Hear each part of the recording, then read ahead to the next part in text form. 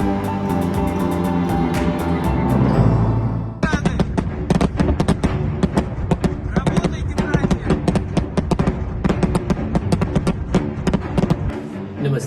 हम Indian medical students हैं Kharkiv national medical university के। हम यहाँ अभी इस समय हॉस्टल के बंकर्स में बैठे हुए हैं, जिसमें 500 से 600 बच्चे हम हैं फंसे हुए हैं। बाहर कॉन्टिन्यूसली शेलिंग हुई जा रही है, हम बाहर बिल्कुल नहीं जा सकते। और हमें बोला गया है इंडियन गवर्नमेंट से कि हम पोलैंड के बॉर्डर्स पे जाएं, जो कि बहुत दूर है हमसे, और हमारे पास कोई ट्रांसपोर्ट नहीं है वहां तक जाने के लिए। रूस और यूक्रेन में शुरू हुए युद्ध के चलते यूक्रेन के खार्किव शहर में भारत के 500 मेडिकल स्टूडेंट्स के साथ हिमाचल के दर्जनों छात्र फंस गए हैं। खार्किव नेशनल मेडिकल यूनिवर्सिटी के इन छात्रों को पिछले कल ही हॉस्टल से बम्पर में शिफ्ट कर दिया गया। यूक्रेन में वर्तमान समय में हमीरपुर जिले के 24 मेडिकल स्टूडेंट्स फंसे हुए हैं। ये तस्वीरें हम आपको दिखा रहे हैं, जहां पर संकटग्रस्त यूक्रेन में फंसे हुए छात्रों को काफी परेशानियों का सामना करना पड़ रहा है और वो अपनी सुरक्षा को लेकर बेहद चिंतित और घबराए हुए हैं।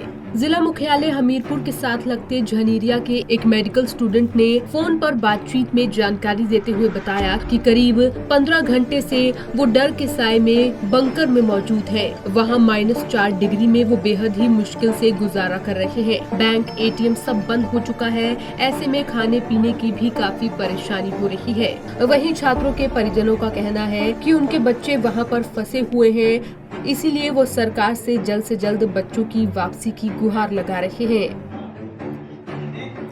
नमस्ते, हम इंडियन मेडिकल स्टूडेंट्स हैं खारकिव नेशनल मेडिकल यूनिवर्सिटी के।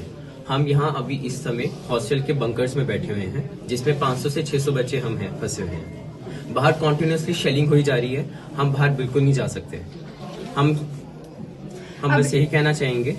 अभी हमें खाना तो इन्होंने प्रोवाइड करा है हमारे ऑफिशियल्स ने, बट हमें नहीं पता कब तक होगा, क्योंकि कॉन्टिन्यूसली शेलिंग हो जा रही है यहाँ पे। और हमें बोला गया है इंडियन गवर्नमेंट से कि हम पोलैंड के बॉर्डर्स पे जाएं, जो कि बहुत दूर है हमसे, और हमारे पास कोई ट्रांसपोर्ट नहीं है वहां तक जाने के लिए। और हम इंडियन गवर्नमेंट से रिक्वेस्ट करते हैं, प्लीज हमारी हेल्प करें।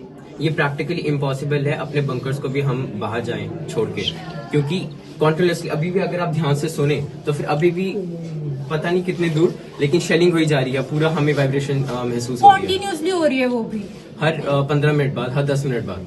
और हम अकेले नहीं, हमारे इतने सारे बच्चे हैं, पता नहीं कितनों को मेडिकल प्रॉब्लम्स हैं, कितनों को अस्थमा और कितनों को पैनिक अटैक्स आ रहे हैं।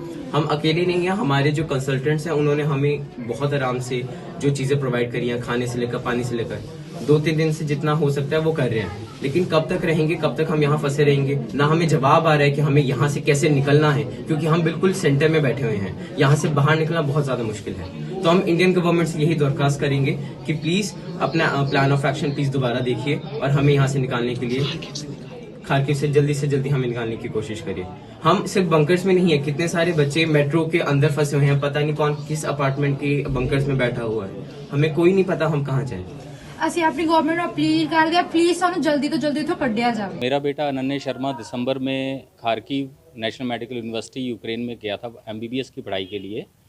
तो सब कुछ ठीक चल रहा था, कोई ऐसी दिक्कत नहीं थी, लेकिन अचानक से जो प्रॉब्लम्स ये स्टार्ट होनी शुरू हुई, तो उसके बाद हमने एम्बेसी के एडवाइजरी पे टिकट भी बुक करवा ली थी संडे की, जो कि नॉर्मल रेट से बहुत ज़्यादा थी, 25,000 से स्टार्ट हो गई थी, लेकिन वो 1 लाख रुपये के आसपास उसकी टिकट थी। तो लेकिन हमने फिर भी करवा ली थी, लेकिन अनसर्टेनिटी से एकदम से जो ये सिचुएशन चेंज हुई, उसके वजह से अभी बच्चे सारे के सारे खारकिव में फंस गए हैं। और खारकिव में काफ़ी ज़्यादा शेलिंग हो रही है और बच्चे सारे इस समय बंकर्स में हैं। और बंकर में दिक्कत इसमें ये है कि -4 डिग्री से नीचे बच्चे रह रहे हैं, गत्तों के ऊपर सो रहे हैं, ओढ़ने के लिए उनके पास चादरें हैं, सिर्फ ऐसा कुछ भी नहीं है अपने आप को ठंड से बचाने के लिए।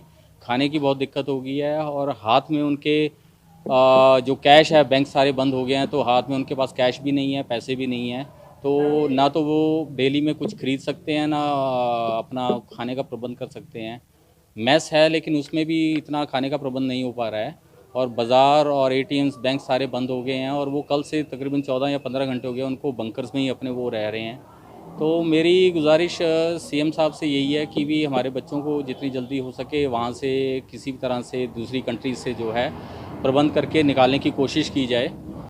मेरा ग्रैंडसन अनन्य शर्मा, वो है 3 महीने हुए उसको गए हुए, चल रहा था सब ठीक ठाक चल रहा था, लेकिन सडनली वहाँ ये प्रॉब्लम पड़ गई। अब वो हॉस्टल से निकाल करके कहीं बंकर में बैठाए हुए हैं। तो अभी ऐसा है कि अभी खा लिए, खाना उन्हें मिल गया, इनको शाम को क्या पता कहाँ जाएंगे, कहाँ ले जाएंगे, ये कोई सर्टेनिटी नहीं है। टेलीफोन तो वैसे आ रहे हैं, लेकिन ऐसा टेंशन से में है ना कि अभी मूवमेंट का बाद क्या हो जाएगा।